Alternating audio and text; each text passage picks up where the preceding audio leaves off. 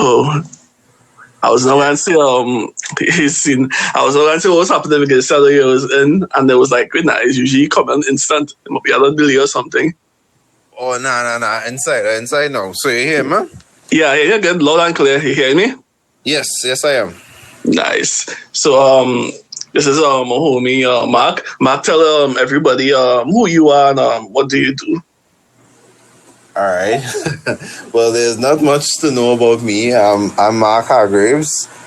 I am 33 years. I currently work as a lead operator at a packaging firm, but I have a very, very mad and crazy imagination, and I love telling good stories. I pretty much got into animation, cartoons, anime, pretty much from. You hear me? Again, Yeah. like feedback. Oh, okay. So I could go ahead? Yeah. All right. So I pretty much got into these things from as young as 3 years because watching things like Ninja Turtles and being blown away by the adventure and the escape from the realism of the world, it kind of motivated me to start pursuing making up my own little comics. And it led to me being how I am today with the different ideas. So that's pretty much basically it. Wow, that is. Hey, where's that feedback? Might be the fun. Just Oh. all right. Better now. Yeah. No. Oh, that from the computer, I believe. Oh, okay. Well, I'm near a computer, but okay, cool. Yeah.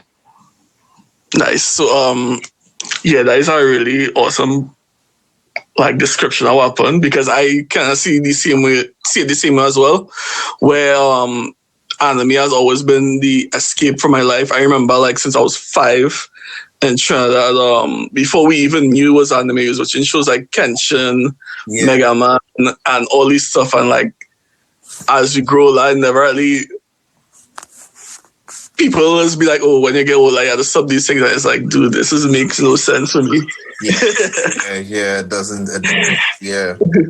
Like even when I come home every year, and people be like, "It's the Pokemon," and I was like, "Ask me the wrong questions." Yeah. But what also was my start was my brother and I, right? We didn't have much toys because we kind of grew up poor, and we used to use our imagination. So what we used to do, I remember my dad bought us a huge bucket of Legos, and we literally used to watch the TV. And we would create our own little cartoons with the Legos now. We had our own episodes, we had villains, we had storylines. Even if we were ripping it off from TV, like we literally, you remember the show SWAT Cats? Yes. Right. We literally took the entirety of SWAT Cats and decided, hey, cats and ladies kind of work hand in hand. So me and my brother created our own little imaginary show called SWAT Ladies, and they were about ladies who were doing manly things like mechanics, and they literally take the whole idea of SWAT cats and literally incorporate it into our own idea. Yeah, it was kind of ripping off, but that was enjoyment. That was like imagination, and that's where pretty much I started. But then I started wanting to do my own things. So me and my brother came up with a show called The Adventures of the Kiddos. And it was about two super strong twins who were fighting against a mad scientist who was madly in love with a billionaire superstar singer, pop idol. So those are some of the grassroots where I started off from. Wow. This is wait, What? You're breaking up a little bit. Yeah, I've had once. Nah, but I hear you clearly, you know. I just didn't hear the last part. Is the feedback or the feedback from my mic? Yeah, not mic, but from the speaker from the computer. Oh, okay. Yeah. it clashing a little bit. Oh, okay. Yeah, I All think right. it's good now. All right. Yeah. So I was saying, oh yeah, it's real amazing. I would describe this because I used to do something similar to that when I was younger. Yeah. And I never would have thought that I would hear this coming from somebody else too. So this is how it worked for me, right? Yeah. When me and my brother was younger, we had this concept of our own like imagination and we played it like episodes every single day. And every day we continued and it didn't stop until I was like 21. Wow. That's how long it went for. Because we was doing it since like 5 Yeah. and basically it kind of like a Superman story, but instead of Superman, Yeah. it's like a puppy. Whoa. Oh, cool. And I really want to make that concept in the future Yeah. because that was a really cool idea. But basically, it was a alien dog came from space. The people took care of the dog, and the dog keeps fighting like other alien threats, and that's how it was basically going every year. Hey, that's pretty cool. That's cool. Yeah. But I never would have thought that I would went from that to like end up getting inspired to make one series. How did you by the way, how did you start like getting into like creating your own stuff besides from the imaginary stuff, but when you realize that oh yeah, this is what I want to do. Well, it wasn't really something that I wanted to do. It was always a hobby. Mm. I believe it started off in Form 3, right? So I was really inspired by Dragon Ball because I did really like Dragon Ball around the time of Form 3 because Toonami used to show that all the time. So I was literally fascinated by that, but I was also fascinated by Pokemon, the way in which they just do their battle system and the tournament style kind of way. So I was thinking in my Spanish class, what about merging the two? A kind of Dragon Ball Pokemon. And I came up with my own idea called Blitz about a boy who could use abilities from an imaginary world. It was literally a game, a video game, but for some reason or the other, when he entered the imaginary game, he got superpowers from the game and he realized that there are other children just like him who had those same powers and they could power up and transform and all these kind of things into things that were called Blitz monsters. And there was a big conspiracy that the Blitz world and the real world were pretty much linked, and that's how the monsters were coming into the same children that were using the game, but the monsters were selective in what children they came into. And that was pretty much the start of it. But the thing about that, I have been trying to follow up that story solidly for the past, let me see, when I first thought of that, I was 14 in Spanish class. That was like Form 3. I've been trying to develop that story for the past 17, almost 19 years of my life. And yeah, it has been a very rocky road. It's been hard. It's been very hard. I've changed it over so many times that it's totally different to what it started off from. It started off as one boy with Raz, because I kind of doodled it in the back of my Spanish book. And it started off as that, and then it changed into a female protagonist. And then that was the same anthology series I was telling you about. But it just changed from what it started off as. It started off as a simple thing, trying to merge Dragon Ball and Pokemon, because the main characters used to power up just like Dragon Ball, but instead of them transforming into Super Saiyan, they were transforming into monsters and fighting in Dragon Ball style. And yeah, but that's pretty much where it started from. And from there, through writing, reading, becoming inspired by other fictional works, that's how I rekindled and developed my craft, from turning it from a hobby to something that I could actually create an enterprise from. But it basically started off as a hobby, something I used to do when I was bored for fun. Wow. So how this really inspired. I started like I started late and how I started the description. Well, this feedback. Yeah. Yeah. So when I got this started, right? Mm-hmm. I came back in Trinidad, Yeah. and around that time, that when I stopped doing music for a while because I wasn't up in the bad side of the industry, so I was like, I got tired of it for a while. Yeah. So I set up in Trinidad, refresh my memories and stuff, and just relax until I feel like I want to go back. Yeah. Okay. Now, during that time, I believe my hero Academia came out Yeah. by the manga, Mm-hmm. and then when I started reading it, the main character is gonna be real cliche, but the main character is like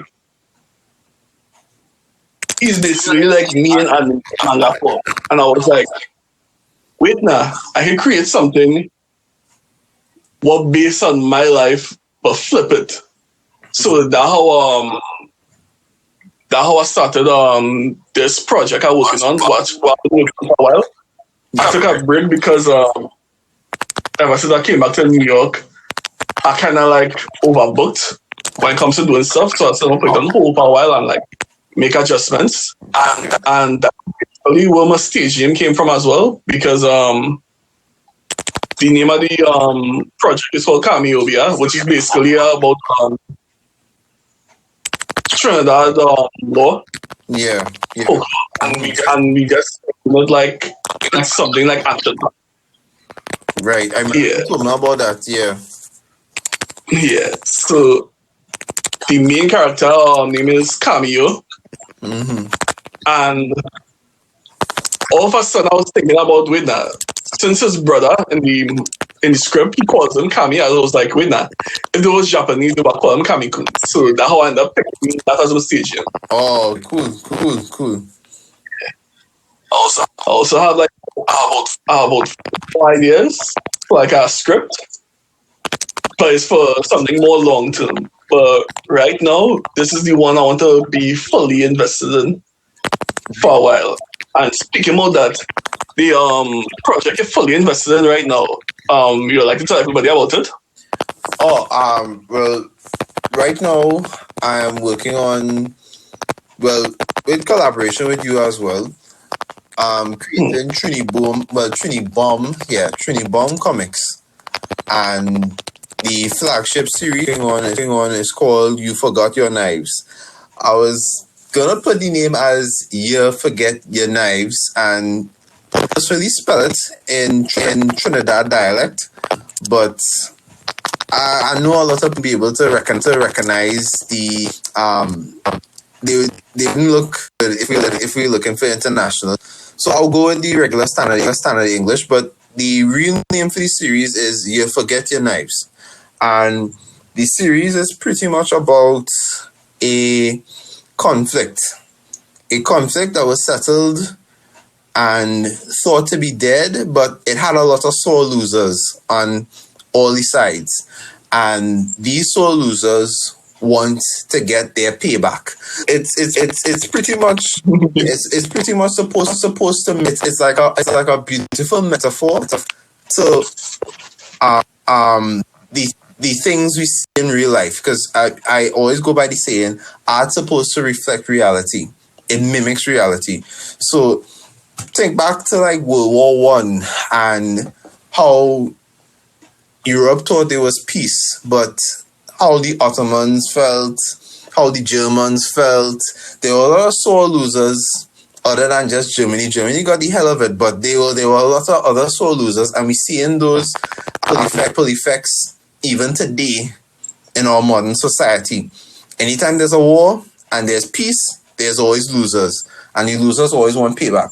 So You Forgot Your Knives is pretty much about that. There is a stunning, rich backstory that I want to cover in a prequel book, and then there's a sequel book that's going to be even more lore, but it's pretty much based on another event that happened before the events of the series itself.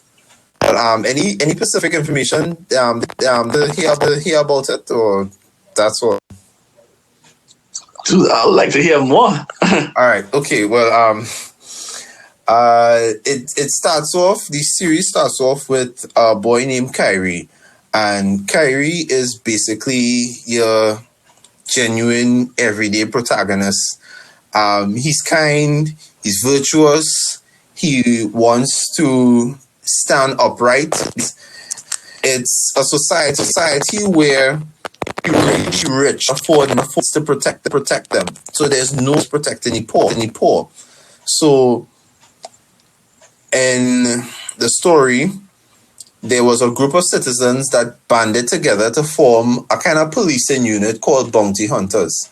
And the bounty hunter code is that no matter what, once you see a distress or problem, you're supposed to run to respond.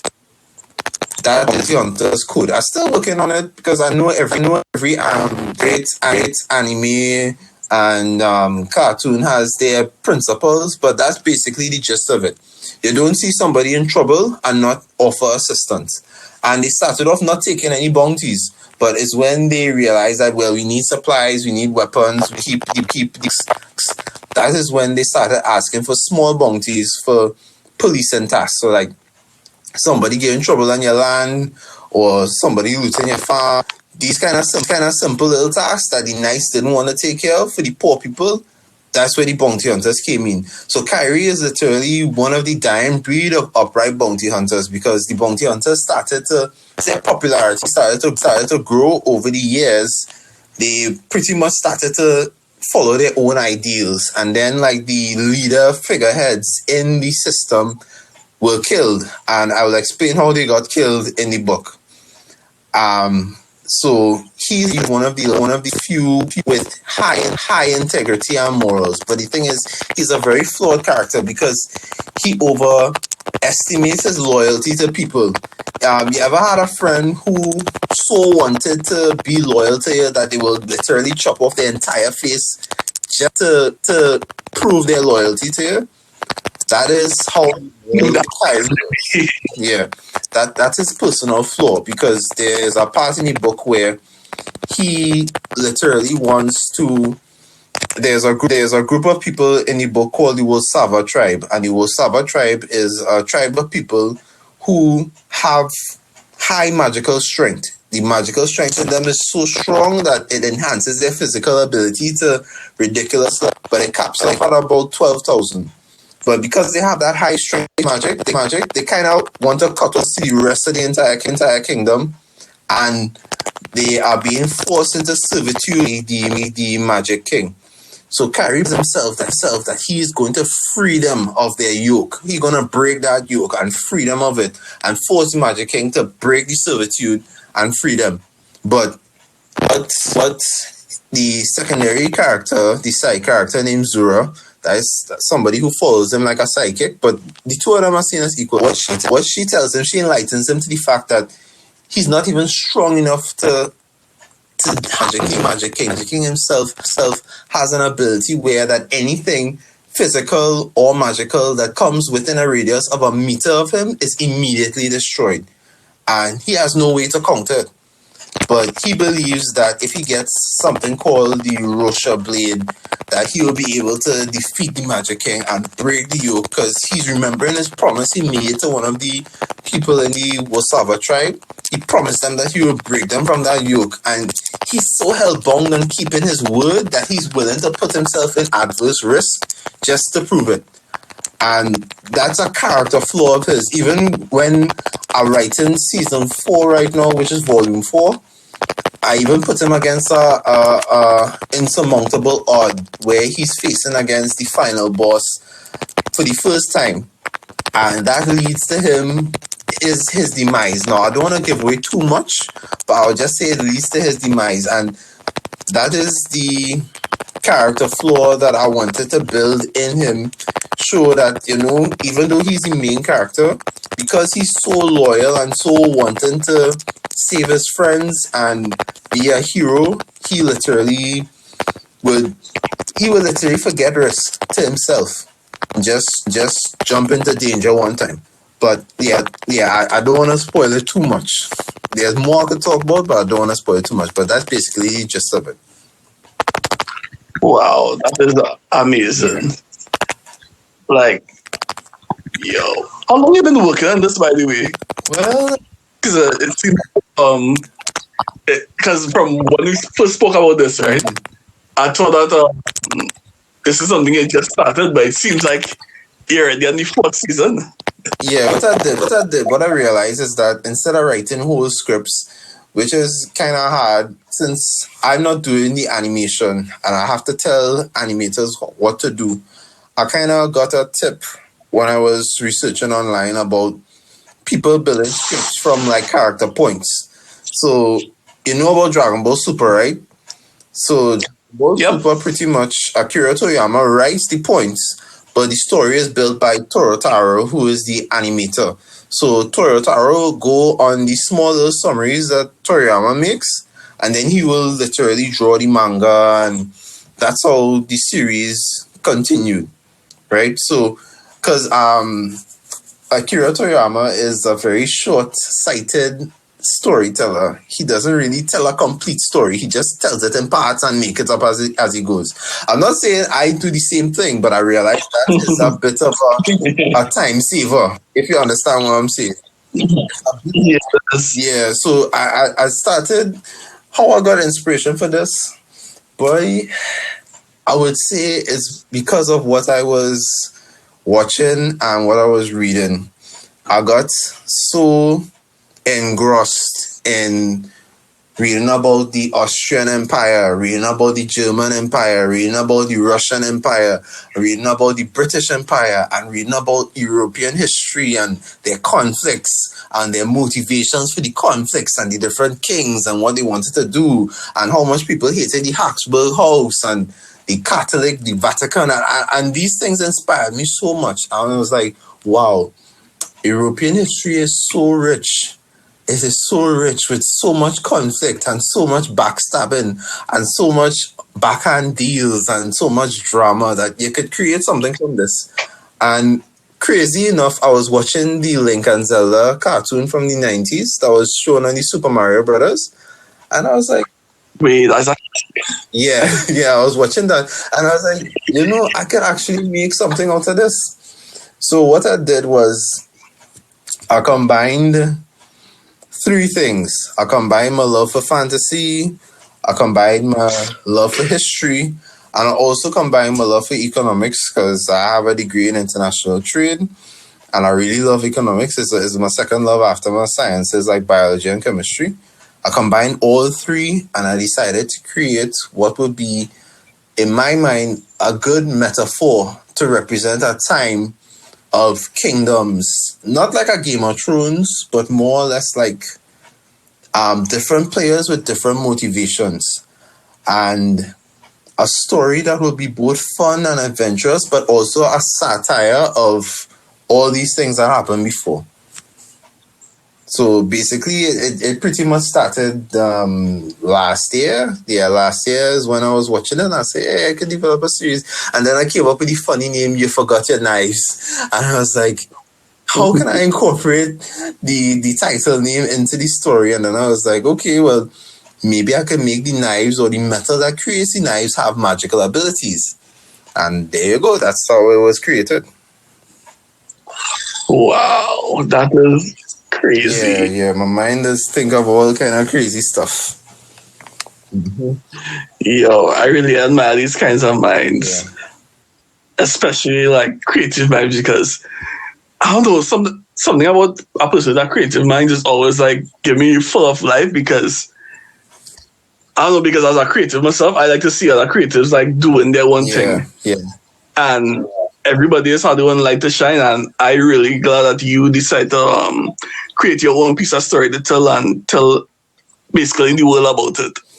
Well, yeah. I just hoping you were ready for it and they understand like it. That's what I'm hoping. Yeah, but yeah, I always wanted to share my stories and stuff. I always wanted to, but there was a point in time in my life where I was a bit embarrassed about it. So I wouldn't really share too much with my friends or people that I knew because I didn't want them to see that side of me. But as I grew older, I realized that nothing is wrong with this side of me because you tend to be more cultured, or should I say more integrated into the world because you have a broader understanding of life and different ideologies, and you could watch something. You could literally watch a particular scene in any medium. It could be Batman, it could be a regular show, you could be just watching a Netflix show, and you could pick up on so much themes in the writing. And this is something that I love about creatives because you would say, oh, so that's what was pushing him to do this and that, and that's what pretty much I like about minds like us now, and in general. Wow, wow, that is awesome. And one thing speaking about that, right? Another thing I really get into, like, this is like part of what make me started getting back like into like, yeah, I want to create a strip one day. And I was like in school, in audio school, and they were showing us Foley and how this stuff Yeah, works. yeah, And ever since I've been to Foley class, I can watch shows the same anymore because every time I watch a show, I always just know what is that? What they do to produce that song. And it's really so crazy because like now like the sword fights is usually a pot song, sometimes it's a real sword, and it's a whole bunch of different yeah, things. yeah, yeah. Yeah, what I used to do, right, when me and my brother was playing, right? So what we used to do when we used to for Foley, I remember we used to make these sound effects with our mouth now. So our explosion would be or character hitting a punch, you go meow, meow, like these Spider-Man sound effects from the 80s Spider-Man with the kind of Yeah. that's how it used to sound. I used to try to imitate that song so, and there was a point in time where I used to imitate it real good, but I am all I'm a fan of Foley. I would really love to learn how it does, how it's worked and everything, because I always loved those things. Those that really brought the animation to life now. Yeah. Speaking of Foley, I ever show you a project I made in school where basically I came second place because we had to create Foley from scratch. What we basically did was what I chose to redo was Samurai Shampoo. Yeah. If you know about the anime. Hey, okay. Yeah. So we redo the whole anime. I do the voice of Mugen, my brother did the voice of Jin. Um my teacher did the voice of Kageta, and I create all these song effects from scratch. So you know the sandals Mugen has? Yeah. I basically like had a cup and record it as Hello? there. Yeah, and you Yeah. record it as what? As cups. Like I actually use a cup and I was actually clicking it. So it made these songs for Mugen footsteps. Yeah. The rain, I believe I used it was a bag Mm-hmm. for the water and stuff. I can't remember what else I did, but I remember the sword slashes was metal. It was crazy. I had to send that ASAP because that was real cool. Because I create almost everything from scratch. Yeah. And I checked second place. The person who I lose from, they did a Tim Burton movie, so that was real cool. Wait. The Tim But yeah. That's cool. But that's pretty cool how you did the Samurai Shampoo. And I know that first scene where Jin meet Mugen, that was a really epic fight scene too. So that had a lot of fighting and Foley in it and thing. And You tell it was you, fluid, so you had to keep up with all the sounds and sound effects. this is something like as I'm speaking about it now, I think about like in the future. I definitely want to open up a 4D company too. Mm-hmm. Yeah, because that one of my long term goals, like one of my long term goals right now is after I purchase like some real estate, is to build a really, really big studio That's good.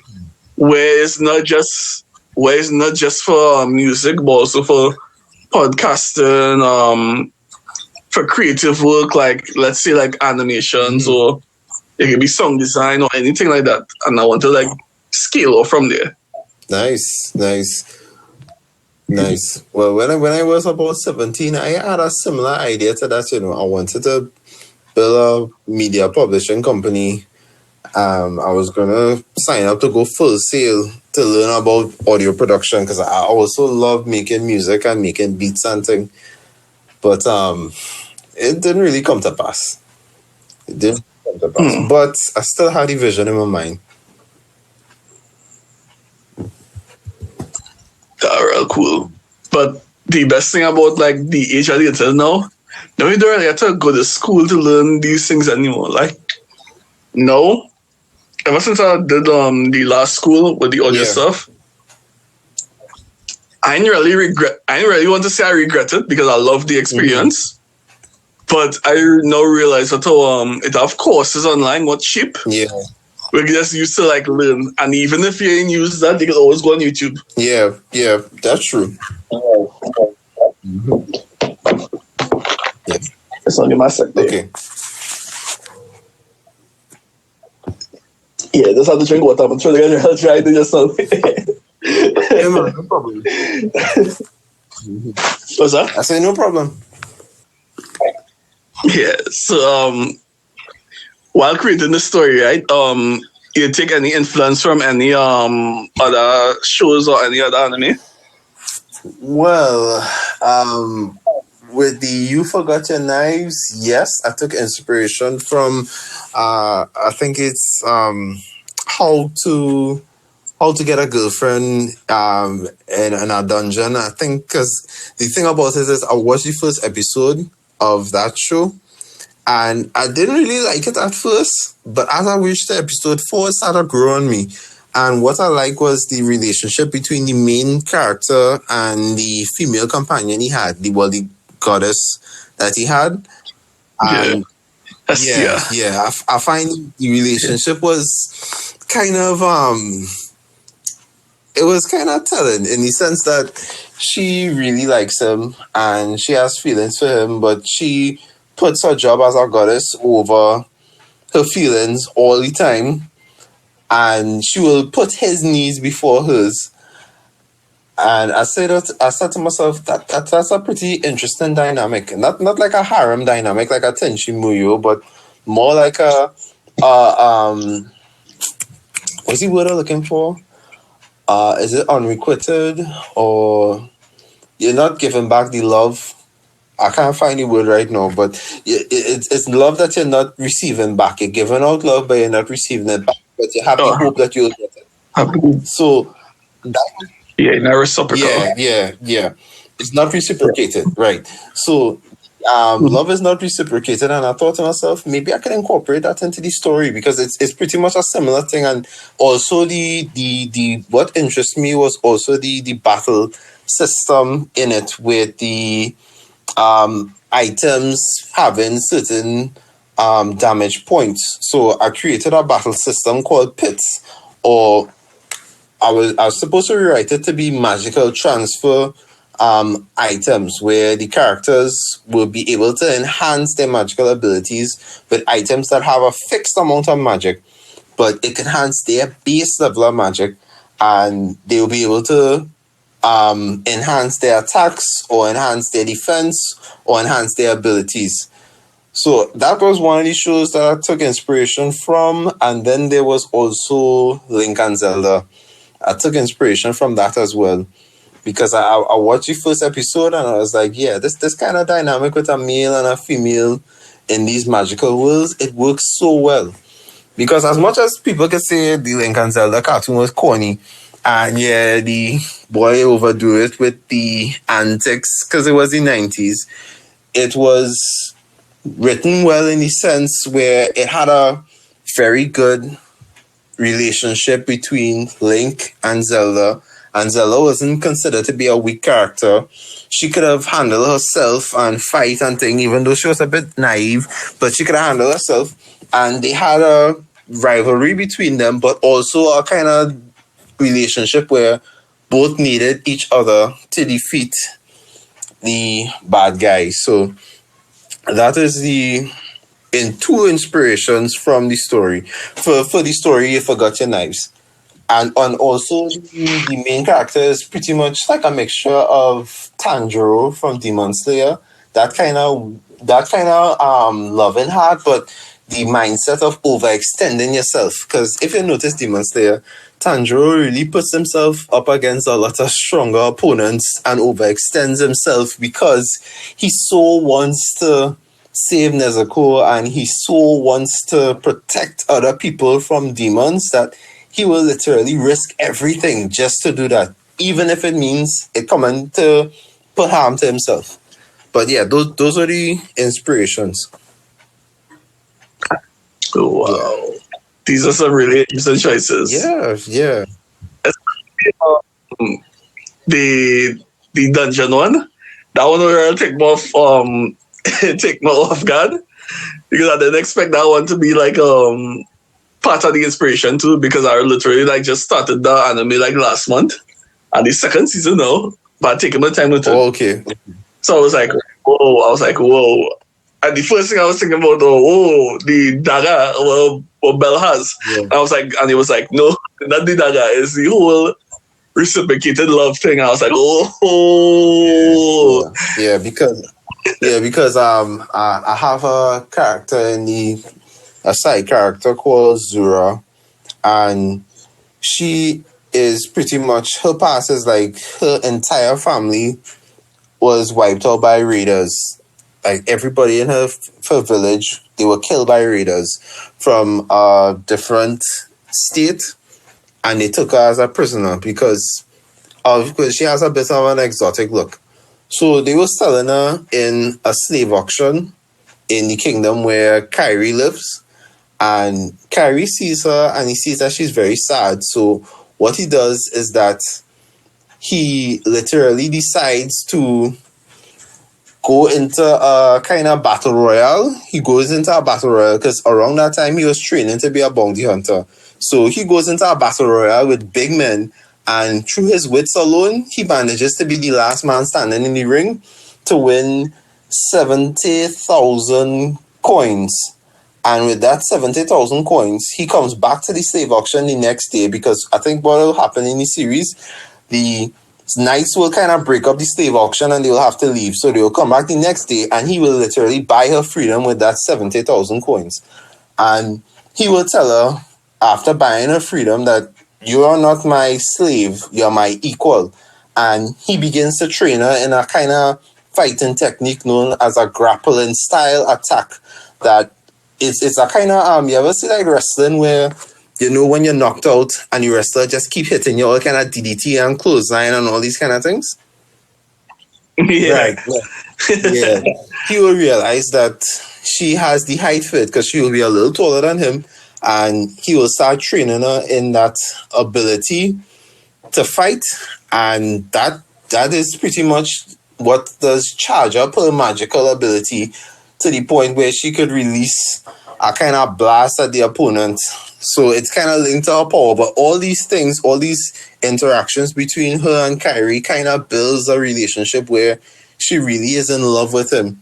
And she just doesn't know how to express it because I even have a backstory where the armor that she wears, he will literally fight in a bounty by himself where he has to slay like 100 dragons just to buy her that armor. And he's not doing this because he likes her. He's just doing that because, as he said, they're equals. What he wants for him, he wants for her. Because in the series itself, there's also another character called Vaquis. And that is the person he's kind of in love with because that's his childhood friend. But yeah, so that's pretty much how trying to build the different character relationships now. That is actually real beautiful. Yeah. Yeah. So, speaking about all this thing, make I want to speak more about this project I'm working on too. Yeah, no problem. Yeah. Yeah. So basically how this story is, right? And it basically takes place in Trinidad, except that it's a little bit different. I took down a lot of events from my life, and basically some of the events happened in Trinidad as well. Okay. So basically how it is, right? In Trinidad, everybody's separated in three different groups. Um, One is your normal, one you have Obia magic, and the next one you have holy magic. Interesting. And yeah, and it's like a whole gang war. Not really a gang war, but like it's more like a because of our baddest. Yeah. Yeah, so holy users like heavily discriminate against the Obia users and the and them. Okay. Yeah. Interesting. So oh, there's feedback. That's good. Yeah. So yeah, nice. So the main character, he's basically a hybrid user who's able to use both. Oh, interesting. Yeah. Except that the difference is that the Obia magic, if you overuse it, it's strong. It is enough to kill him, actually harm him. But the light magic, it kind of insignificant. Like no matter how much you try to produce, it will always be a little bit insignificant compared to the dark magic. But because of how his brother is able to train him how to like fight in his own fighting style, which I kind of call I take inspiration from Spider-Man with the way of the spider. Yeah. Yeah. So I call this fighting style fight like a child. Which yeah, so basically how the fighting style going to be for him is how Sharon is, right? When the wild playing. Yeah. And the fall down and you fighting with parents, right? The children is accidentally get a blow on the parent. Yeah.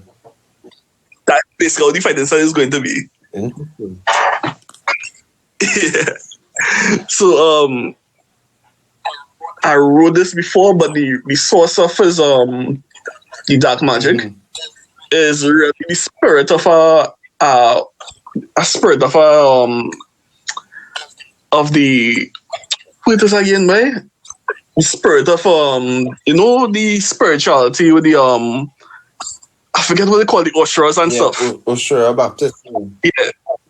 Yeah. Orisha Baptist. Basically the source of the So basically the source of the darkness magic is from the Oshura. Yeah. But basically how it ended up going into him is because of a cult. A cult will that is a whole different long backstory, but basically the cult was the cause of it. And the cult was supposed to point in a different person, and the spirit somehow end up in him instead.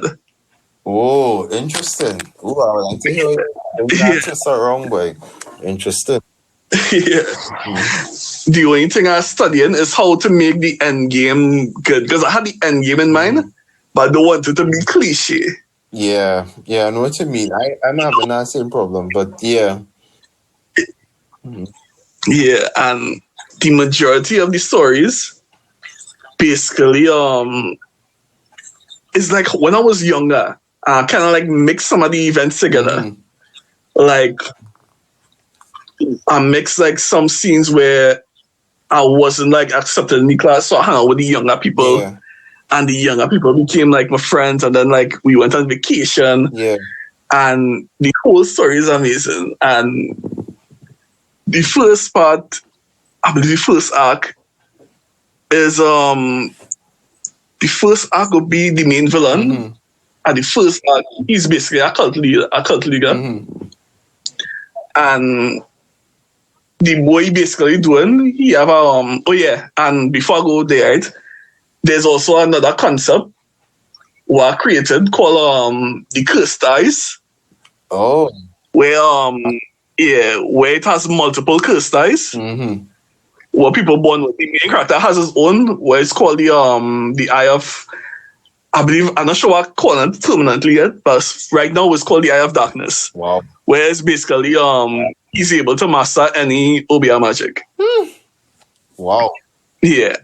Only that he could see it. He could physically see it. That's pretty cool. Yeah, Mm-hmm.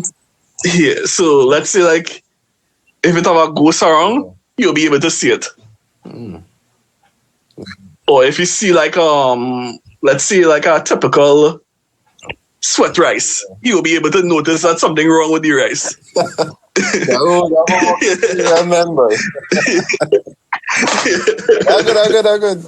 Oh, cool. Yeah, yeah. So, the main villain, um, how I took his ability. The first main villain, his ability with his cursed eye Mm-hmm. is to alter memories. Alter memories? Yeah, Yeah, that is so cool, man. Yeah, that. yeah. So it don't really alter your how it works. It don't alter all of your memories, Mhm. but it alters the most important parts of your memories. Wow. So that way you'll be able to manipulate you into doing whatever he wants. Right. Interesting. Okay. Yeah, but but the twist of this, he doesn't fight the main character. He fights the main character's brother in the end. Okay. Because the main character, yeah, the his fight is going to be with one of the person he's manipulating, Right. and he's basically like Cameo's like best friend because they end up becoming real friends, Mm-hmm. close friends, and they end up being forced to fight each other. Right. And his curse eye is called Hell's Gate. Ooh. Okay. Yeah, so basically he has access to hell. Wow. Yeah, That's so he could be able to. cool. Yeah, he's able to like transfer. Not only he's able to walk in hell and come out, he can also bring stuff back from hell to like use it to attack you with. So he can bring flames out of hell. He can bring like the demons that is in hell itself. But he don't. Yeah, but his character flaw that he's afraid of the stuff in hell, except for the dogs. Mhm. So it's hell hunks he bringing. Right.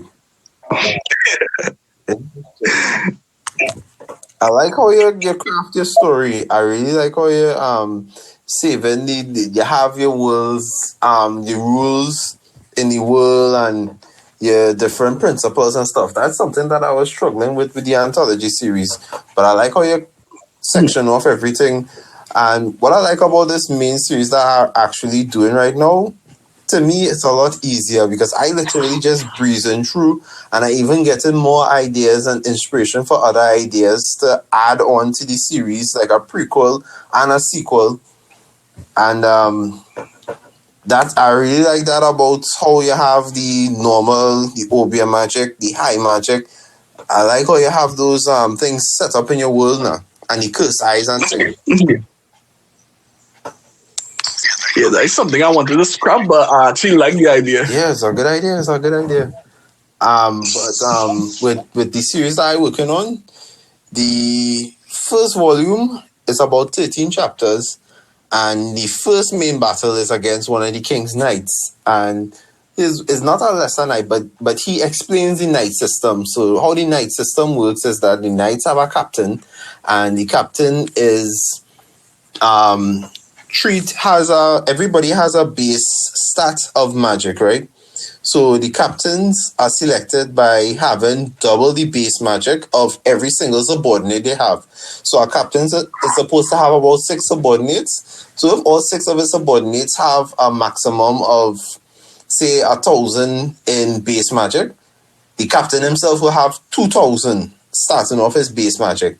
And then on top of that, you will have a knife or a magical transfer ability that will enhance that 2,000, like say like about 6 or 700. So you have a total output of 2,700 if he doesn't enhance his ability. But yeah, but what happens is that he will fight the main character, and his ability is that he absorbs momentum. And the main character, Kyrie, his ability is momentum. He needs to build up his speed and reflexes and movement in order to enhance his magic. So his magic is enhanced through kinetic energy. So he will absorb the kinetic energy, and use that energy to enhance his magic by it's at a random fluctuation. So sometimes it could be maximized by a multiplier of 2 or a multiplier of 3 or a multiplier of 4, but it doesn't go beyond a multiplier of 4. So it most likely it will fall between the range of multiplier of 2 or multiplier of 3. And when he hits him them first 2 blows, it kind of kills him for a little while, but how Kyrie is, he has a piece of a stone called the Everstone in him that gives him everlasting rejuvenation. So he doesn't really die. And he rejuvenates and he finds a way around it by realizing that since he comes, and I also included something about the knife he has, the javelin. The javelin has a point blank attack range, so that if you come into range of the captain of the knights, his name is the Lancer, within 4 meters, the lance will automatically fire an attack on you that you can't dodge. And that will have the absorb magic. So once you come into that 4-meter range, you're absorbing your magic, and then he's sending it back to you at twice or 3 times the force. But that is the first main antagonist for book 1. But the second one, I introduced some characters called the Black Heralds, who are mercenaries. And they are kind of against the bounty hunters. And the leader of the Black Heralds is somebody named Zaire. And Zaire works in line with the main antagonist. But Zaire's power is a kind of push-pull kind of way, in the sense that he could literally push. He doesn't have any a knife that enhances his magic. He uses a magic called spirit magic. So in other words, he can literally use magic that will affect one's soul or their spirit now. And he tries to push the Everstone out of Kyrie to kill him once and for all, because once the Everstone comes out of Kyrie's body, he will die. He won't be able to rejuvenate. And he has a kind of push-pull technique where magical abilities that come towards him, he could push it away, and he could push magic abilities towards you at an incredible force. Kind of like how a heart does work. You know, a heart does carry blood away. Oxygenated blood leaves the heart and fills up the cells. And then deoxygenated blood comes back through the veins into the heart. That's a kind of that kind of concept. I did like it, so I did kind of use it for the season 2 boss, which was Zaire, the boss of the Black Heralds, who works in line with the main antagonist. But those are the kind of things I'm trying to do, trying to make everybody ability unique. And I'm thinking of different attacking styles, defense styles, counter styles, you know, to make the series more interesting. Wow, I really like how you create these concepts. Like even with overpowered, like the concept you was making before for overpowered, like that was still crazy. Oh yeah, fracture. Yeah. It was and that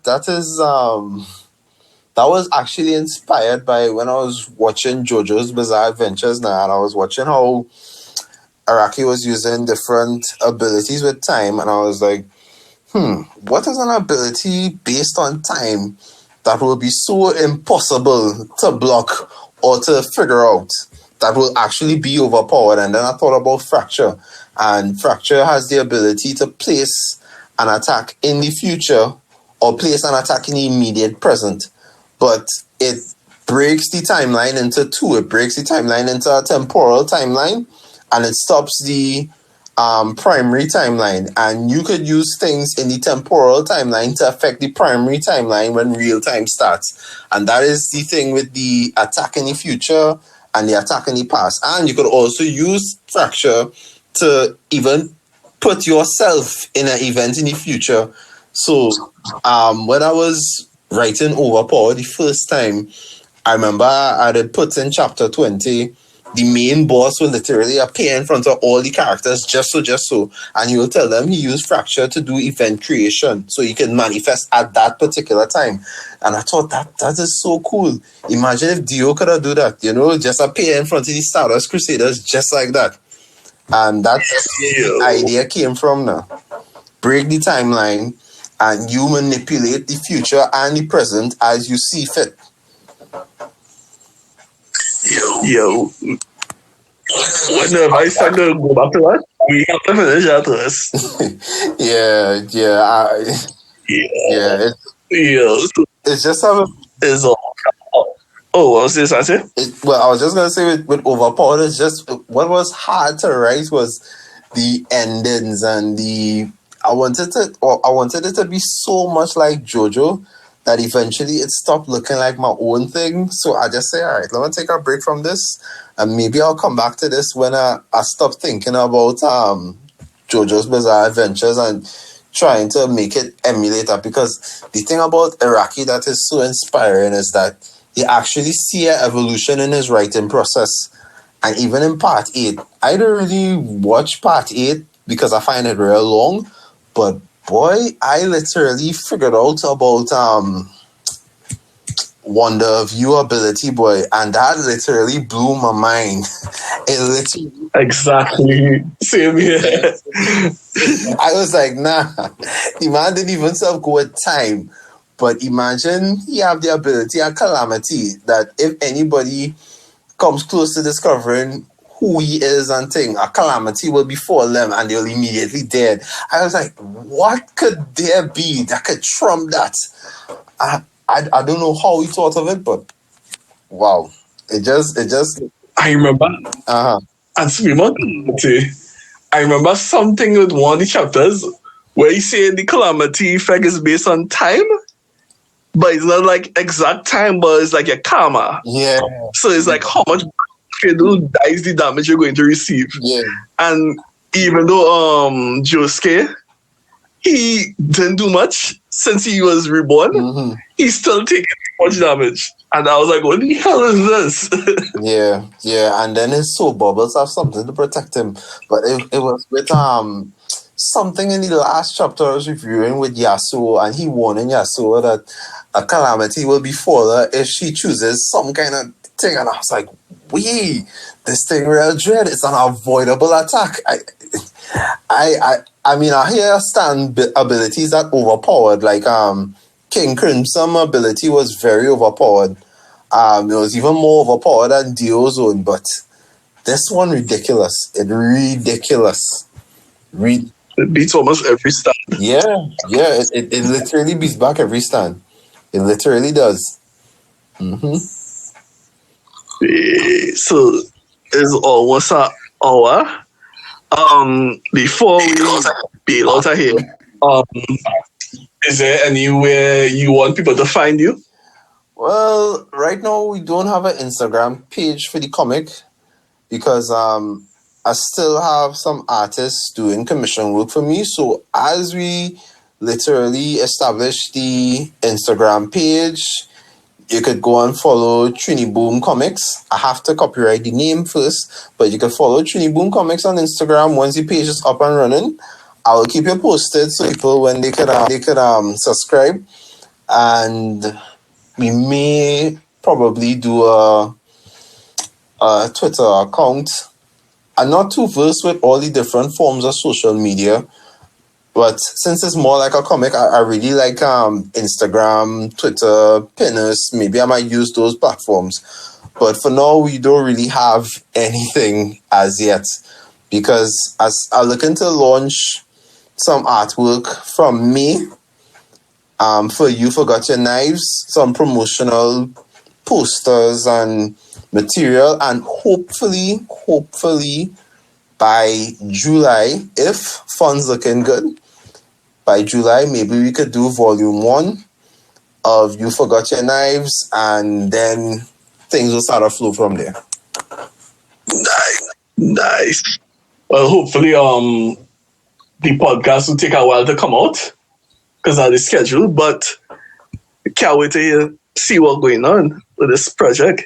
Yeah, I'm really hoping it will be a success because this will actually be the first time I shared my crazy imagination with the wider world. Because it won't just be Trinidad alone. I'm hoping to go international with this. I'm hoping it could start like a similar cinematic universe Marvel built. Because, I mean, you ever hear Stan Lee's story, how he created Marvel, how he created all the different characters and stuff? He wasn't really an Yes. artist. he literally paid different people to draw heroes for him, but he wanted to create heroes that the average man on the street could look up and say, you know, I could be that hero. And that story just blew my mind because I say to myself, that is how we have Spider-Man and that is how we have Iron Man, all these conflicted characters. Because before that, superheroes were like Superman, a man who was flawless and who could have done anything. He was literally the epitome of good.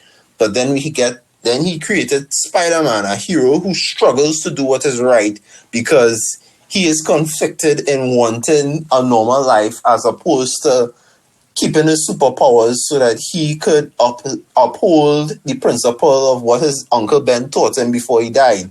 With great power comes great responsibility. And that is the kind of works that I want to create. Something that mimics our reality. Something that people could look at and read and say, well, you know, I could actually see myself being Kyrie, you know.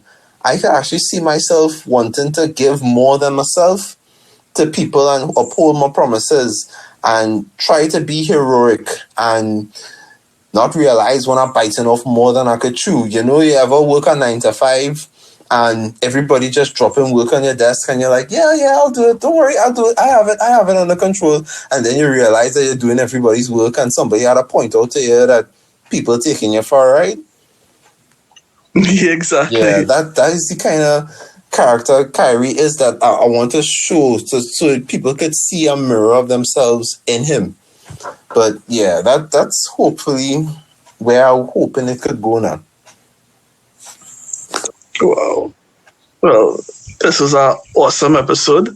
I really enjoyed this conversation. I will do it again one of these days. Yeah, hopefully by that time I have more to show. But thanks for having me, man. I really... Nice. I was welcome. Oh, you saying? I say I enjoyed it. I enjoyed the podcast. I enjoyed it. I hope everybody Nice. enjoyed it too. Nice. So I guess that's it for now. Yeah. Peace, everybody. Yeah, man. Later.